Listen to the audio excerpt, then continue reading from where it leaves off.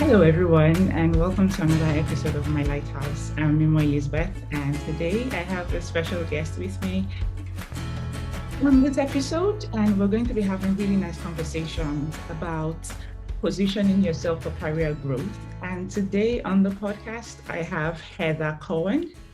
Heather is a good friend, and it's interesting how we met. And it's just, how God just brings people's paths together. And it's just really nice to have met Heather and know her. And one of Heather's guiding principles is the belief that when individuals are equipped with the tools that they need, their lives really can be changed.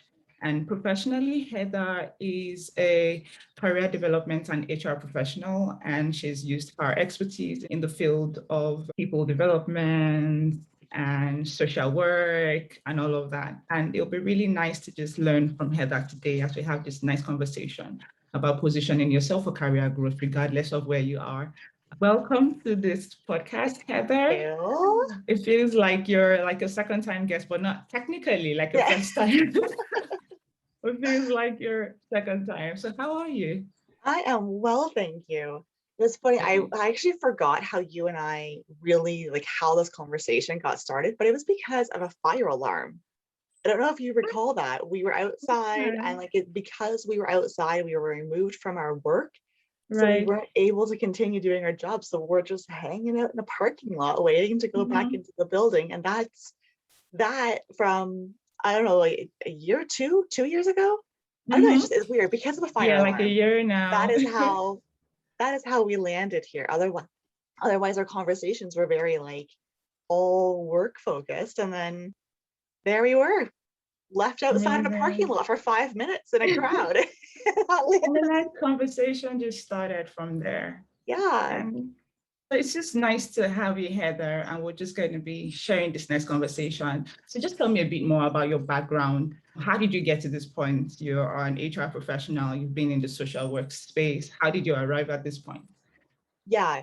So I actually just want to clarify, I'm actually not a social worker. That's a whole other field of things, which I'm interested in, but I am not technically down that road. I am in social services, which is like, to my understanding, slightly different, but the same idea. So I grew up in the church, grew up here in KW, and very people focused. I was like, yeah, I love administrative stuff and I love people. So I was funneled in without proper career advice, was funneled into HR, human resource management. And it was like, well, if you're business minded and you like people, that is definitely where you belong. At the end of my first year, I went on a missions trip, like a win 'em and spin 'em kind of missions trip, which I will never do again, but I went on that variety of missions trip. And it was very eye-opening for a lot of reasons. And I came home and I was like, I have no desire to actually be in an HR department, helping put towards doing all this work that is like perceived as supposed to be taking care of the employees, but really it's benefiting the corporation. So it was at that time though that I was learning recruitment, selection, hiring, grounds for dismissal, all of these kinds of things that significantly impact one's career. And I'm like, well, wait a second. So the people that I am hanging out with who live on the streets of downtown Toronto, they're like, they've got a lot of stuff going on. And where I was living in, well, also in Toronto, I was in the basement of a semi-detached home in a small little room with an entire family in the room next to me, as well as 2 international students. So clearly an illegal apartment. And the people that I was with didn't know how to get jobs in Canada. And I'm like, I am currently learning how to hire people in this country. What are you looking for on a resume? And I'm like, so many people don't know this skill. So I decided at that time in my second year of university that what I'm doing today is what I was going to do. We'll talk about my career path later on, I think, but it's been a messy road to get to where I am. I had to be convinced to actually stay in my schooling because I'm like, I don't want to do this. Now I'm very grateful that I did, because the education that I didn't really see a point in is part of why I am where I am now.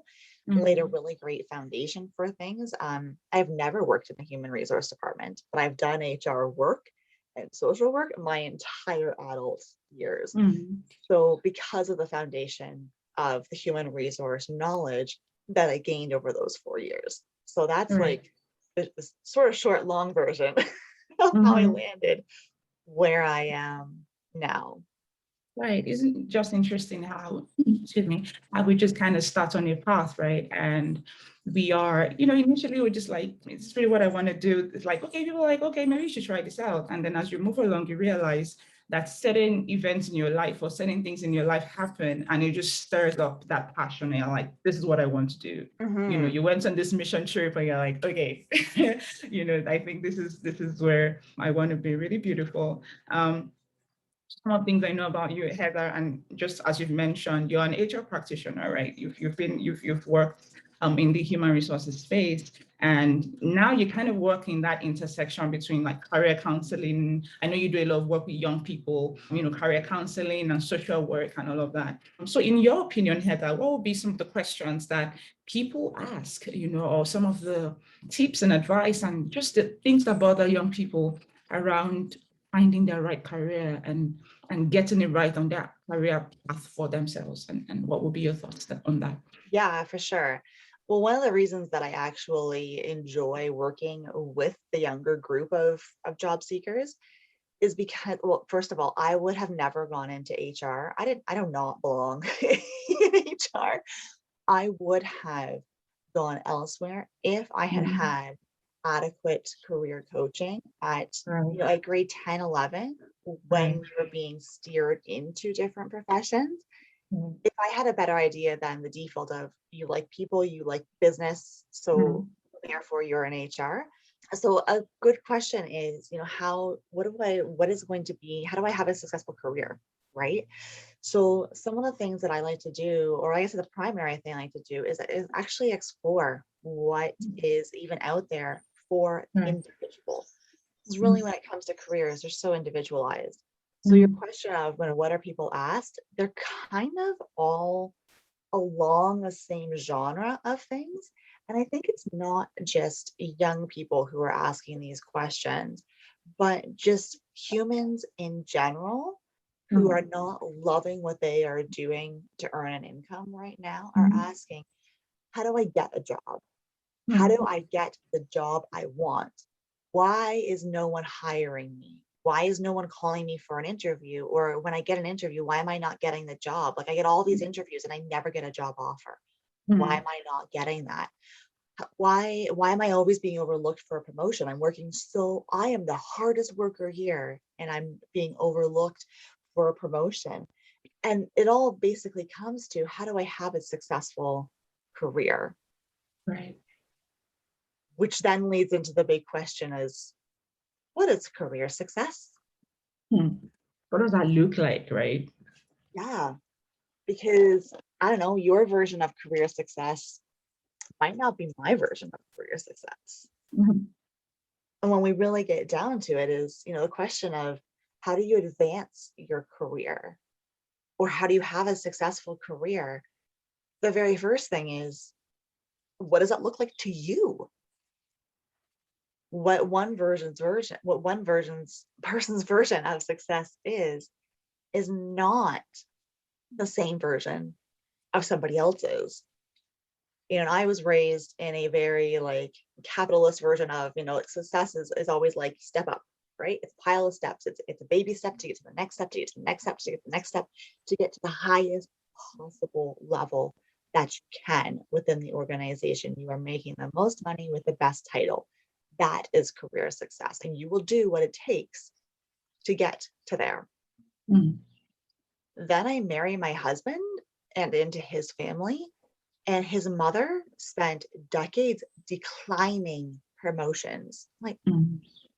what in the, like, what? My dad is busting his butt to move up the ladder, and my mother-in-law It's is saying, no, I don't want training it. the directors. Like, she knows everything. She could run the department, and she has no desire to.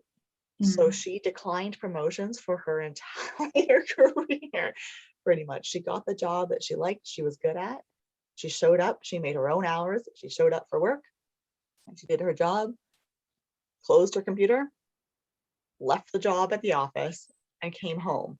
And my dad is sitting at home at the kitchen table after a 12-hour workday, still working. Mm. But whoa, these are totally different ideas Mm. of success. And I mean, Yeah. they're both like, my dad got to be a director before he retired. Good for him, because he spent decades getting there. Right. He just retired. but, Mm-hmm. but they each made their own version of success. And I mean, if we think of it, the question really is, what do you actually want?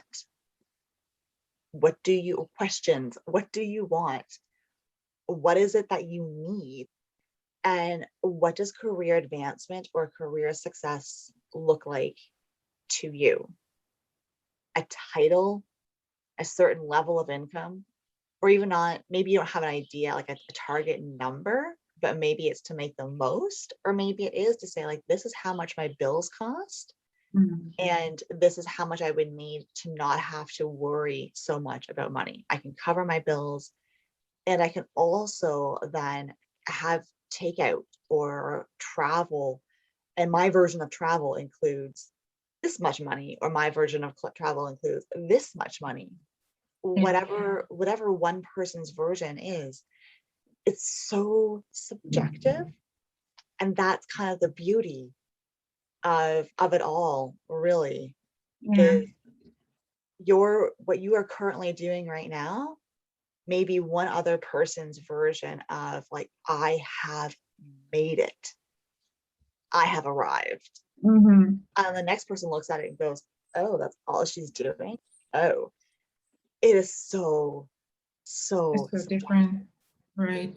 And I suppose that, yeah, just like you said, for different people, different things really matter for us, right? So I imagine for your mother-in-law, maybe for her at the time, she wanted to spend time with her children and spend time with her family, and felt that what is important for me really is that, yeah, I have this job, it's great, but I want quality time with my household, with my kids, I want to be a part of their lives, right? I don't want to find myself like rising in my career and then my kids are, like just on their own doing other stuff by themselves. On the flip side, someone else would, I would get my kids, either I get a nanny to be with them, or I go drop them off at a friend's place, or, but my profession, I really want to grow and rise in my profession and all of that. I guess it's just, like you said, subjective for different people. But it's also interesting that sometimes, or many times, we find that those kind of decisions are made by women. I remember seeing a video some time ago by popular author Chimamanda Adichie. I don't know if you know her. She's a Nigerian author. Yeah, and she's, like quite popular. Her books are really, really beautiful and interesting. And, she's big on feminism, and, she's like, you just find this kind of decisions, right? That it's women who get to make these decisions where they're like, okay, I want to spend time with my kids. I want to be there for them. And then at the end of the day, is it just the woman who has the kids? Like, we both have the kids, right? So we should both make time. So if it means that we're trying to, I mean, as a family, we want to sit down and plan these things and work around, okay, maybe daddy will be around at this time and mommy will be around at this time. We can just kind of plan it as a family. Yeah. But like you said, it's really subjective. It's you need to come to that point where you make that decision together, and I feel like this is a totally different conversation, around career and family and those kind of decisions that we get to make and why we make those decisions. But absolutely, it's important that you need to have that clear rationale in your mind. So even as you seek career growth, as you're aiming to rise in your role, you want to really sit back and reflect, what do I really want? Because if And you don't yeah. know where you want to go, then you don't have a direction. You have no way you cannot make an action plan and a roadmap to get to your destination if you Right. don't know what your destination is. Once you Right. know what your motivators are, well, then you can start to identify opportunities that are available. So often we'll have this one thing that, I want to help people, so I'm going to be a insert helping position here. Right. And that's the only way that I can help people. Right. Well, no, not really, but we can get stuck in that. Mhm. This is the one, or recognition. I will get, when I am in this position, then I will Yeah. gain the respect that I am deserved. Well, no, I mean, you can gain respect, like maybe from that one person, Right. if that's where that's coming from a certain influence, but then does that even matter? Yeah. So I think it's Why? just that you need Why? to now Why? reflect. Exactly. Like you need to then have that conversation internally, right? I remember many years back, at some point in my life, I wanted to be a lawyer and I wanted to fight for the rights of children and, especially around abuse. And that was my drive. I imagine if I still stayed on that path of being a lawyer, probably I wanted to one day I'll become a chief justice or something. I want to be able to make laws, or I even want to go into the House, the Senate. I want to become a senator. I want to be able to make laws to affect those things, right? I'm not a lawyer today, right? I'm in a totally different path. Or some of those things, somewhere in your heart, you feel like there's a reason why I chose this path, or there's a reason why I'm on this path. I want to rise and grow. I want to become a vice president in my company. I want to become a director of this. So it's important to just have that personal reflection on why exactly you want to rise and what exactly you're looking for. And then you can position yourself, right, for those things. So let's talk about positioning yourself now. Sure.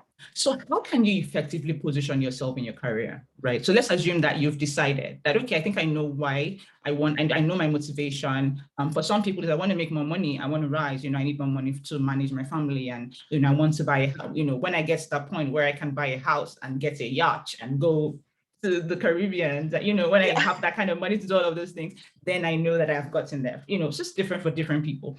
But let's assume that now you know what you want, you've decided, you know your why. So how can you effectively position yourself for opportunities in your career where you work? Yeah, so that is a really good question.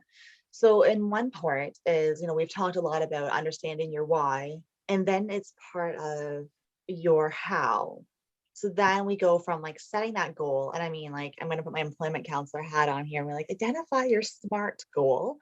So for anyone who's listening today, if you do not know what a SMART goal is, do go and look that up.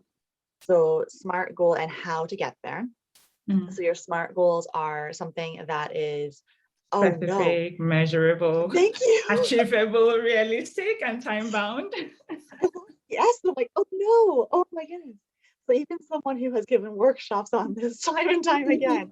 I So know, you have that figured out. So within that, you know the specifics. You know how you're going to measure, like you said, to have enough money, like you need 50,000 a year. 50,000 will pay your bills and will get you this. Or your goal is to earn three figures or 300,000 per year, whatever your goal is, and it's relevant to you, and you have it time bound, and you're off and away.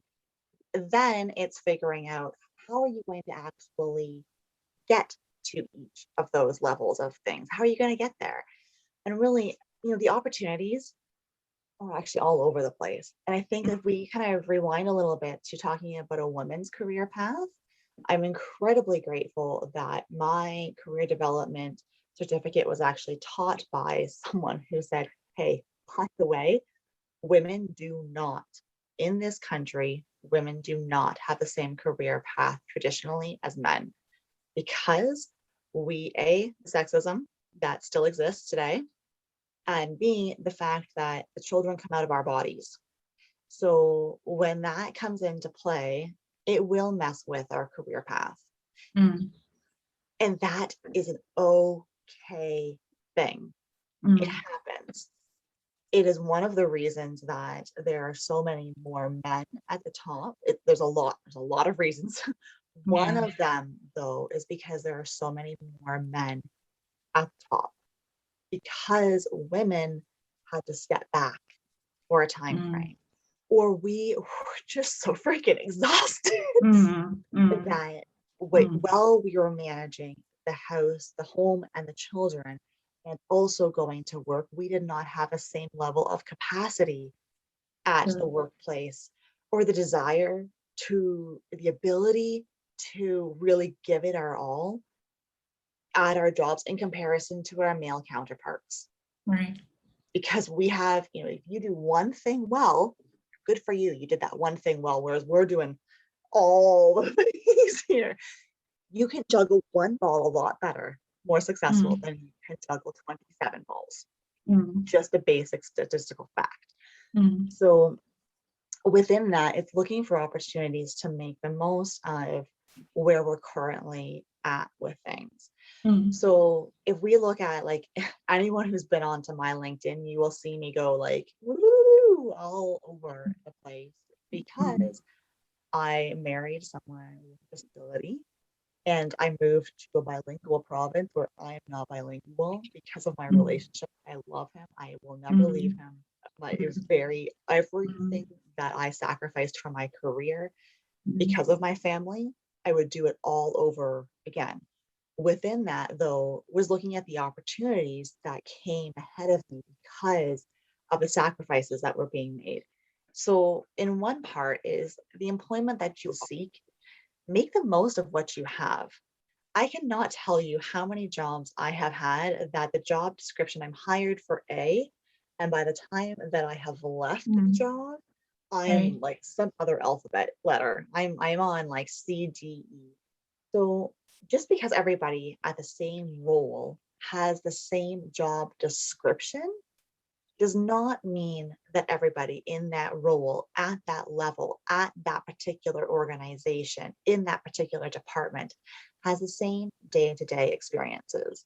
If you start to look around, you know, when you start at a new place, you start to learn who your go-to people are. This is the person who takes the lead in this area. If you have a question about this, you go over here. So the leadership is happening at all levels, at all positions, in all areas. You start to identify who those people are.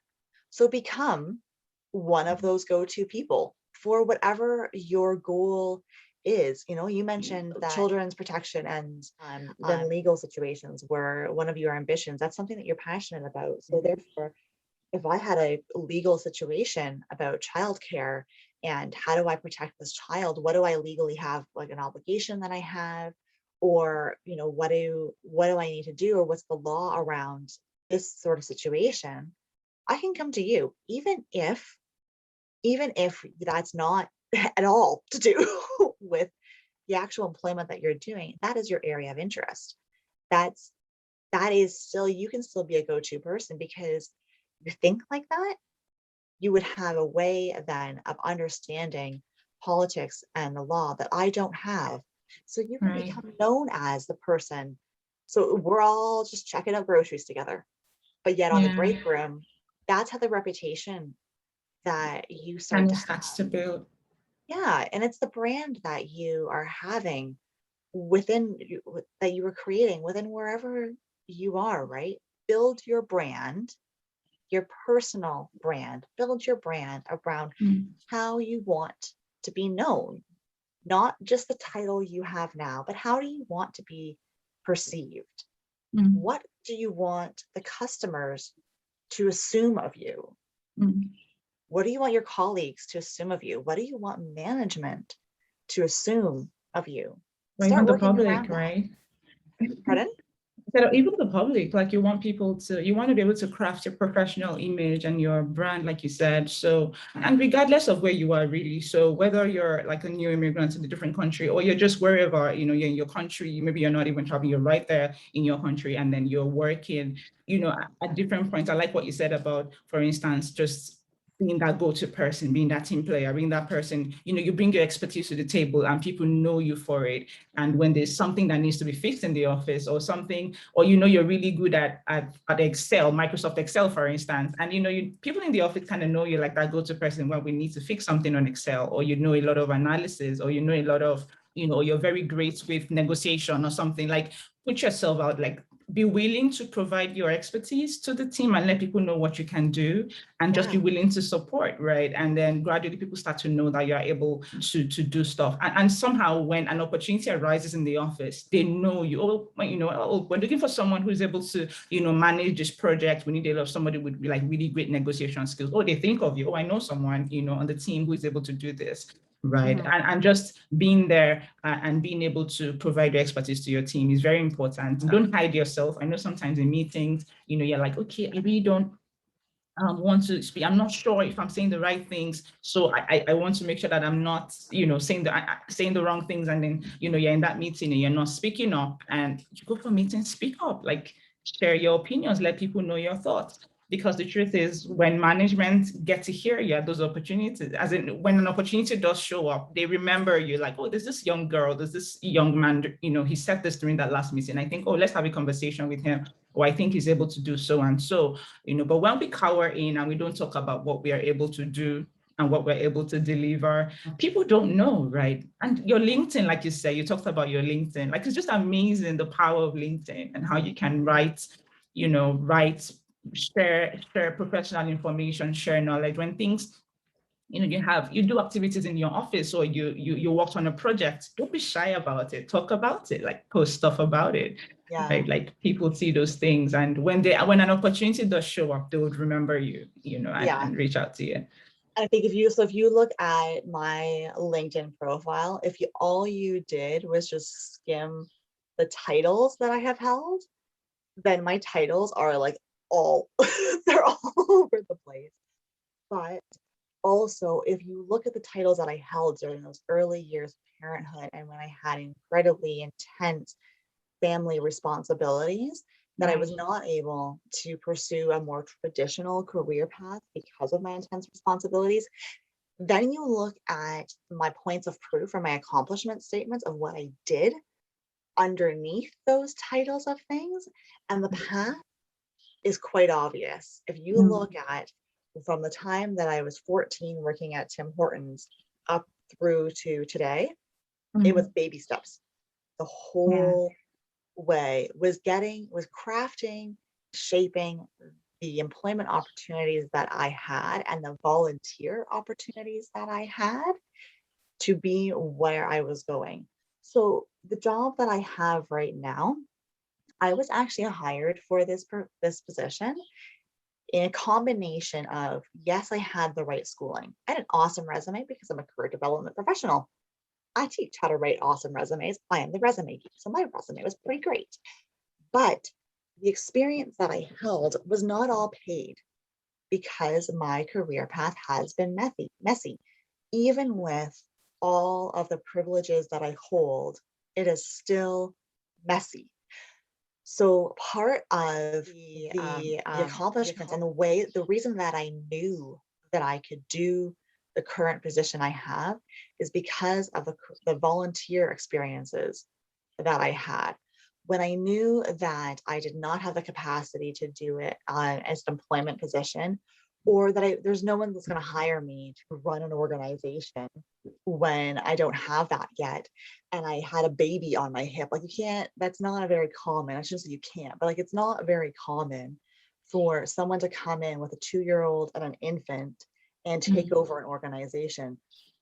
But I developed an entire volunteer organization. I developed a non-for-profit in this region with that 2-year-old and the baby in my arms, more like strapped onto my back. But that experience is part of why I'm like, yeah, I can market because I did it all. I developed a non-for-profit in that stage of life. It was just volunteer.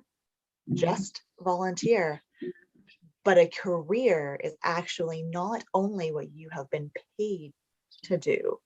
The actual definition of a career is everything that builds your employment sphere, is all of you, everything with regards to that, your volunteering, your education, as well as your paid employment.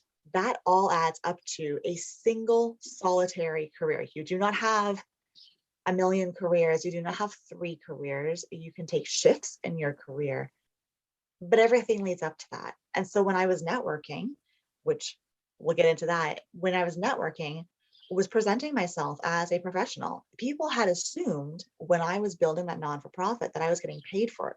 I didn't make a dime. I was working 30 hours a week. Well, you were building your expertise. Exactly. Yeah. But that is a significant portion of why I got the job I did. The other aspect of why I got the job that I did, so I was in the new mom sphere for years, which meant that I was not working in the inner city youth sphere for all those years because I had moved here and I had shifted from community building with the youth who I love and missed dearly to community building for my children. because I needed a community. I needed fellow new moms, new parents. I didn't need new moms. I needed new parents, but the moms were the ones who were home to talk to and to network with, right? So I needed all that. And that was what I had created out of that. So go and network, present yourself how you want to be seen, find your mentors within networking. The networking, whether in person or online, huge. That is how you position yourself. Identify the opportunities, keep your eyes open. And you have no idea who you're going to run into in a parking lot because of a fire alarm.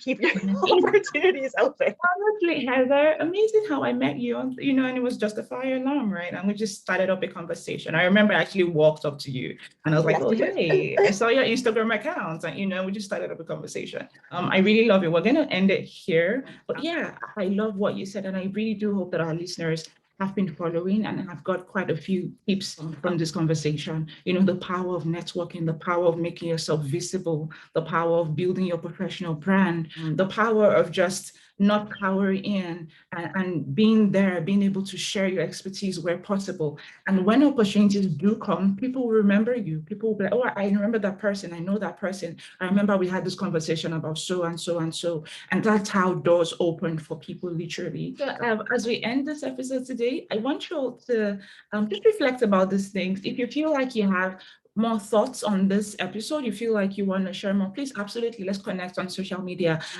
Follow us on Instagram at My Lighthouse Podcast, and as well as on Facebook, where you can just, let's start off this conversation. We'll be having more details on these. You can also find the podcast episode anywhere you listen to podcasts. The podcast, My Lighthouse Podcast, is on Apple Podcasts, Google Podcasts, Spotify, and pretty much anywhere you listen to your podcast. And you can also find us on YouTube as well. All right. And we would love to hear from you. Please send us a direct message, okay? And let's take this conversation forward. All right. So until the next episode, please stay in God, keep growing, and keep pushing yourself to be a better version of you. God bless you.